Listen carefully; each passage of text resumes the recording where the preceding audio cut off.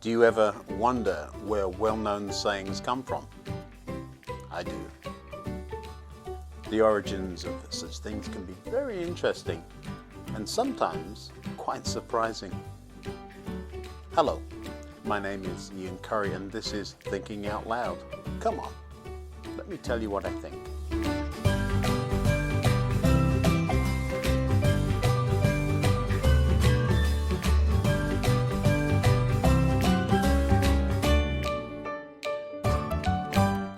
I love old expressions and sayings that have wiggled their way into the English language.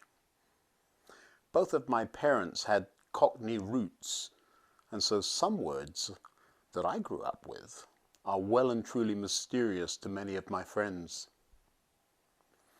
This week, I was reminded of a saying that used to puzzle me as a boy.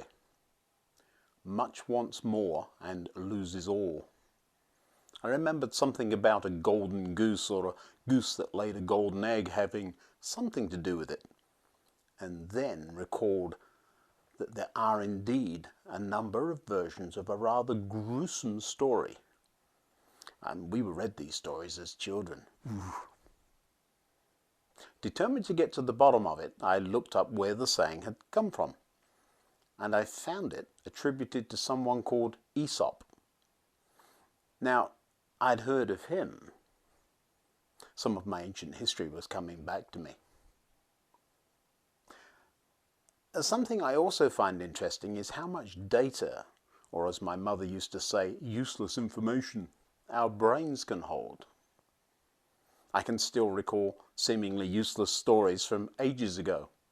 A teacher's name from junior school, a complex math formula that I know I'm never going to use, and even our first telephone number. Now it turns out that Aesop's stories are so old that they could have been told to Jesus. Aesop lived around 600 years before Christ, and so it's quite possible that Jesus would have had to endure some of those stories just as I did as a small boy. Isn't that amazing? I'm quite sure though that Jesus wouldn't have liked the stories any more than I do. Jesus' stories were always much more fun and interesting and made the point far more easily. While interesting, I've never really liked Aesop's fables at all.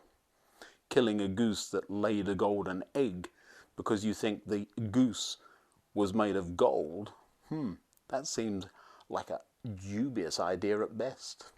I always ask too many questions of such stories. Surely the owners of the goose weren't that silly, were they? I mean, it's fine if you want to tell me a goose laid a golden egg, but not fine to be silly about it at the same time.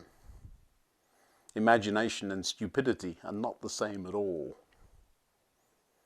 I suppose in a way killing the goose was an early get-rich-quick scheme.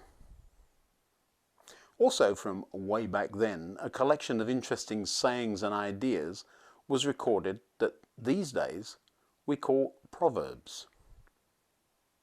Here's an example. Wealth from get-rich-quick schemes quickly disappears. Wealth from hard work grows over time.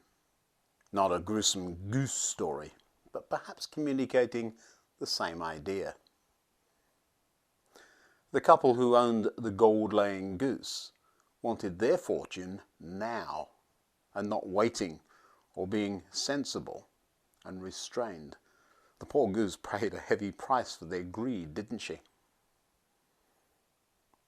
There are lots of examples of this kind of story throughout history, with some very famous instances getting recorded in the Bible as well as other ancient writings.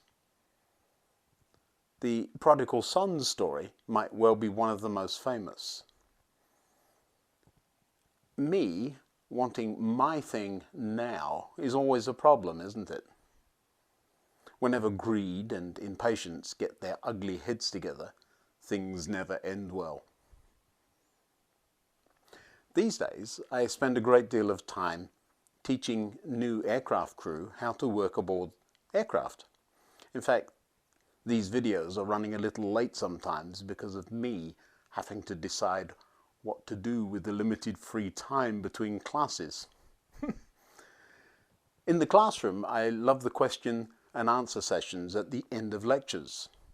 First of all, I get a good feel for how my students may or may not have absorbed what I've just taught. And hand in hand with that, I get a good idea of what they are really interested in. You'd be amazed at some of the questions I get.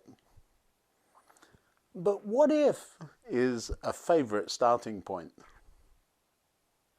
Every now and then, while I'm perhaps talking about how to deal with a medical emergency, or perhaps how to extinguish an electrical fire, we'll pause for questions. And someone will ask something like, where is the best place to buy a good coffee in Detroit Airport? Jesus had this problem with the crowds that followed him around. In just the same way, he'd be trying to communicate something rather important, and then someone would call out from the crowd, "Teacher, please tell my brother to divide our father's estate with me." I can imagine Jesus rolling his eyes. But Jesus replied, "Friend, who made me a judge over you to decide such things as that?" Never wanting to waste an opportunity, Jesus, quick as a flash, adapted and said, "Beware, guard against every kind of greed. Life is not measured by how much you own." Oh, now that's a lovely way of dealing with the out-of-the-blue questions, isn't it? In my classroom, we have a poster called the holding pattern.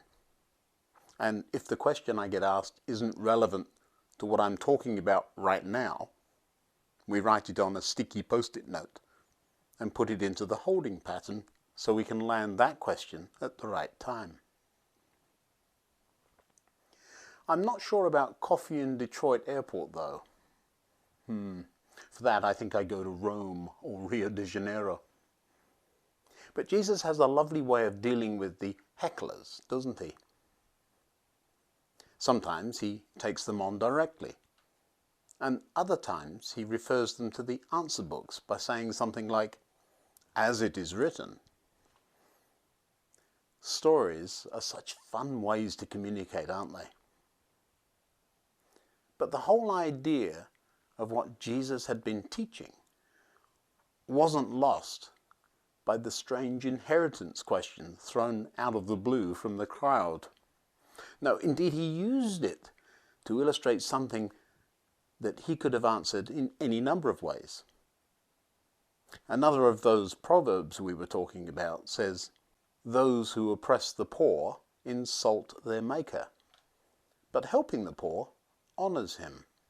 Looking out for people in need, taking care of the poor, and not being greedy, selfish, and unkind are all things Jesus would come up with. In fact, those ideas have hung around for a very long time and are just as true today as they were thousands of years ago. Now, looking after the things that are on God's agenda and not being like the strange couple Aesop wrote about and destroying the very thing that brings you pleasure and quality of life seems to me to be a very good idea. While I'm sure having a goose that laid golden eggs would be fun, I enjoy just as much walking Sparky and watching this family of golden goslings. They didn't seem to know whether to run away from my dog or towards me in the hope I might have some food for them. Learning to be content with life and not being greedy or mean-spirited may be what I can relearn after wondering about a few geese and an old fable. But of course, these thoughts too are made much clearer by the wit of Jesus and his great comeback lines. Until next time, goodbye.